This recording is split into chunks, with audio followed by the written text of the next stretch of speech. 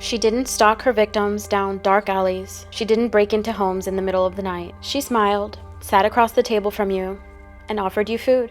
And by the time you finished eating, your body had already begun to shut down. This is one of the most chilling cases I've come across because it takes something so pure and human, the act of sharing a meal, and twists it into a weapon. This is Murder on the Map, a series where I retell a true crime story from every country that I visited. And today, we're in Vietnam to meet a woman who earned the name the Cyanide Witch. When I traveled through Vietnam, one of the things that I noticed first was the sheer generosity of strangers and how sharing food with people is so normalized. On long bus rides, people handed me snacks with a smile. In small villages, families I had never met invited me to sit at their table, to share rice, tea, soup. Food isn't just food in Vietnam, it's a love language. It's an act of trust. It's the way that people welcome you in. And that's why this case is so disturbing, because one woman used that very gesture not to welcome, but to kill. Her name was Le Thanh Van. She was born in 1956 in Saigon, Vietnam. She came into the world during a time of political upheaval,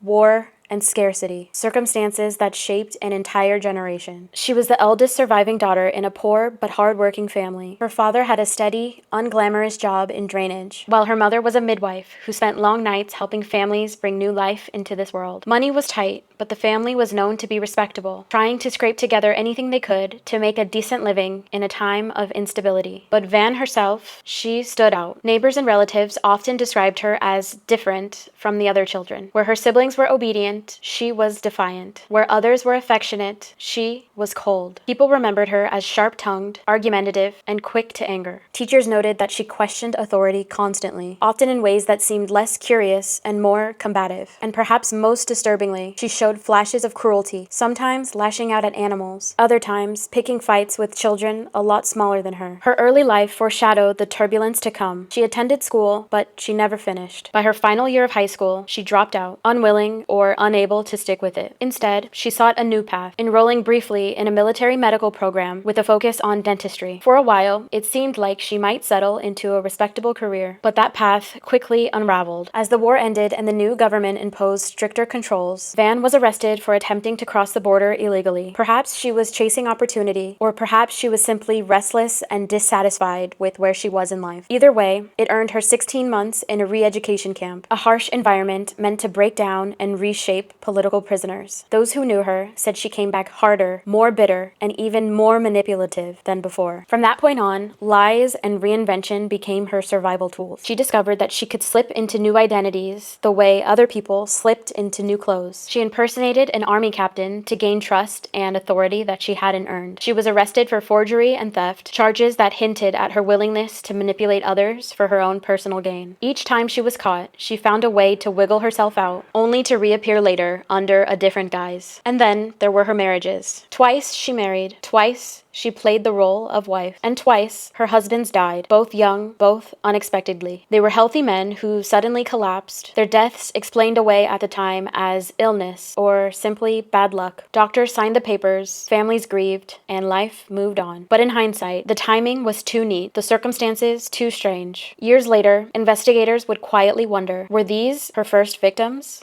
Did her descent into murder begin not with strangers, but with the men who shared her home?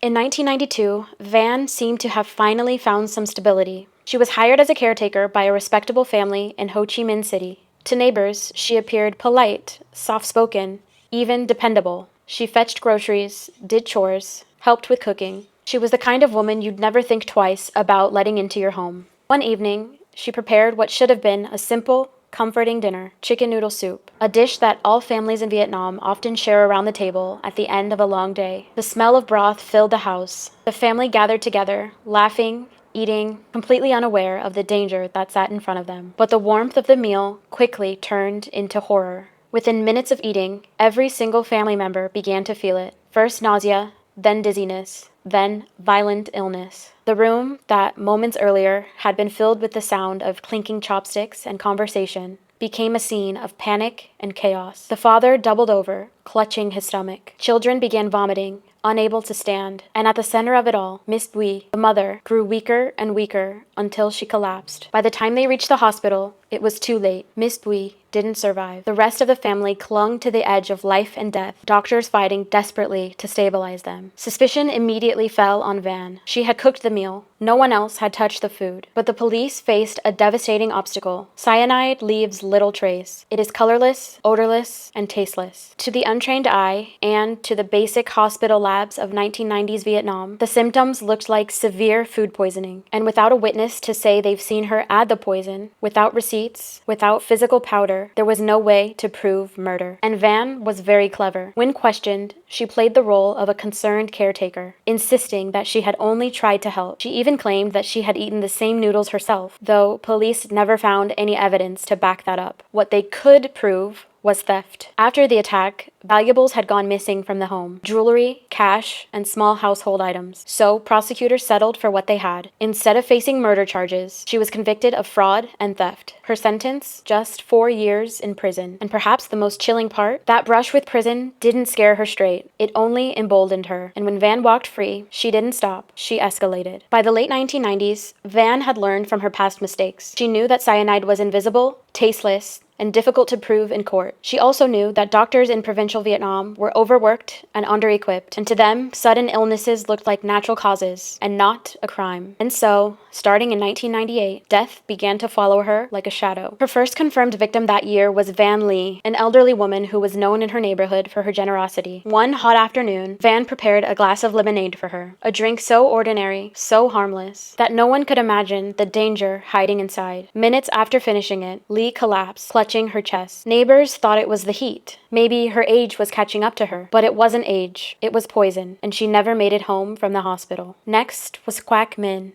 a hard-working night security guard. He was in his 40s, with a family who relied on his modest paycheck. To everyone who knew him, he was reliable, the man who always showed up for his shifts, no matter what. After sharing drinks with Van one evening, he was suddenly struck down, violent illness that turned fatal within hours. His family believed that it was a heart attack brought on by stress and exhaustion, but Van had been there, and she had poured the drink. Then came her own family. Her mother-in-law died under suspicious circumstances, her untimely death leaving behind inheritance money that just so happened to go to Van. To outsiders, this looked like a tragic misfortune, but to those who knew her, it was the first hint that no one, not even relatives, was safe from her greed. Next, there was Win Van Sin, a neighbor who often shared tea with her. On the day he died, the tea was prepared by Van's hand. His sudden passing was written off as another unexpected illness, a cruel twist of fate. But behind closed doors, the whispers began. How could so many people fall ill after being near her? And what came next was the case that revealed just how relentless Van could be. Hong Mung Dao. She was young,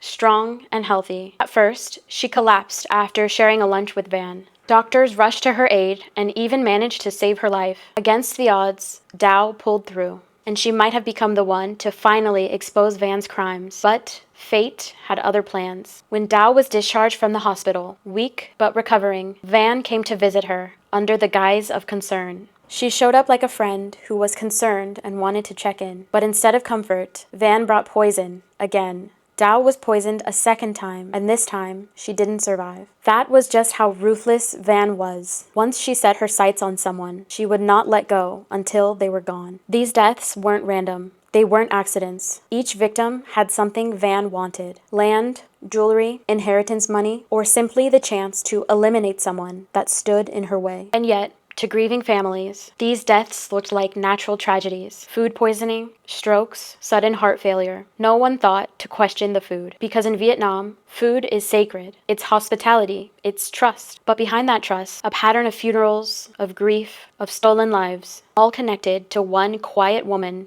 who always seemed to be nearby. By the late 1990s, the deaths began to look a lot less like coincidences and more like pieces of a puzzle. Investigators began to notice that in case after case, whether it was a collapse at a dinner table, a seizure after a cup of tea, or a sudden illness that seemed to come out of nowhere, one name kept appearing in the background: Le Tan Van. And these tragedies weren't just followed by grief. They were always followed by losses of a different kind. Jewelry that mysteriously disappeared, land deeds suddenly transferred, families realizing that money, heirlooms, and valuables were suddenly missing in the confusion after a funeral. It was as if death and theft traveled hand in hand wherever she went. The common thread was her weapon of choice, cyanide. Unlike a knife or a gun, it didn't raise alarm. In rural Vietnam, where medical resources were limited, cyanide poisoning often looked like something else entirely. Families would often bury their loved ones thinking it was fate, never even realizing that they had been murdered. And what made Van so dangerous was not just her choice of weapon, but her ability to disappear. She was a master of reinvention. When suspicion began to creep in, she slipped away. She changed her name, moved to another province, and created a new identity. 1 month, she was a caretaker. Another, she posed as a dentist, telling people that she had studied medicine in Germany. In other towns, she reinvented herself as a family friend or a distant relative, and each fresh role brought her trust. Each move erased suspicion. And because the deaths were scattered across different neighborhoods and different provinces across the country, no single community ever saw the full picture. To them, it was tragedy. To her, it was an opportunity. Behind the mask of respectability, behind the warm smile and the kind gestures, lay her true motives: greed, manipulation, and control. She didn't kill in a blind rage. She killed with calculation, choosing victims who had land, valuables, or inheritances for her benefit. It was only when investigators began to compare these cases side by side that the horrifying reality became clear. These weren't isolated incidences of bad luck. They were the footprints of a killer who had learned to weaponize trust itself. By 2001, whispers of suspicion had grown too loud to ignore. Families across different provinces in Vietnam had buried their loved ones with the same haunting story: sudden illness, violent symptoms, valuables gone missing, and the quiet, watchful presence of the same woman. Investigators were desperate. They still didn't have the smoking gun to tie her to the deaths, but they didn't need to prove murder, not yet. They just needed to catch her with the poison. And that chance finally came when police stopped her and searched her handbag. Inside, they discovered a small vial of cyanide, nearly 3 grams. To put that into perspective, that was enough to kill 20 human adults, and it was just the evidence they needed to finally bring her in. Once she was in custody, something remarkable happened. Investigators from 3 different provinces, each of whom had unsolved cases involving deaths, finally came together. For the first time, they laid their files side by side. What looked like isolated tragedies, a heart attack here, food poisoning there, suddenly connected into a single,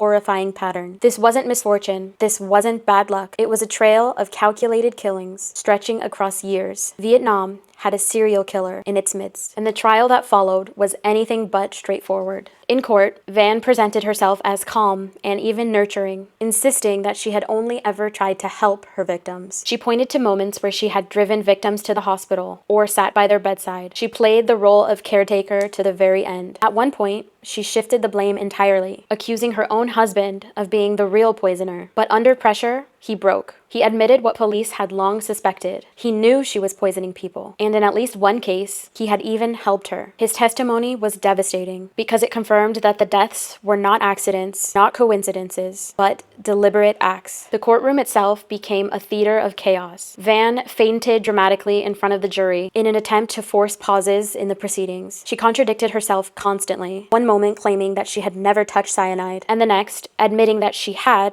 but only in certain cases. At times, she played the victim, insisting that she was misunderstood. Other times, she lashed out in anger, accusing the authorities of fabricating the evidence. But the jury wasn't swayed. The case against her was too strong. The cyanide in her handbag, the stolen property traced back to her, the inheritance money she had gained after relatives mysteriously died, her husband's confession. Piece by piece, the mask slipped away. Finally, in 2003, after years of scattered suspicion, the verdict came down. She was convicted of 13 murders, along with robbery and illegal possession of poison. Yet, even as the sentence was read, investigators quietly admitted what many had already believed. The true number was much higher, likely closer to 20 lives lost, or maybe even more. Husbands, neighbors, acquaintances, and family members, all silenced by food and drink laced with cyanide. In late August 2003, Lei was sentenced to death by firing squad. Her husband Quang received a 21-year sentence for his role as an accomplice in one of the murders. In the early morning of October 26, 2005, the guards came for her. She cursed at them, fought back, and refused to eat her final meal. But before execution, Lei made one last request. She requested to have her blindfold removed. She wanted to see the sky one last time. Her request was granted, and moments later, gunfire ended her life. But her story lived on. In Vietnam, where food is sacred, her crimes left scars. Parents warned children not to accept snacks from strangers. Families grew suspicious of any unexpected gifts of food or drinks. To this day, she is remembered not by her given name, but by her chilling nickname, the Cyanide Witch.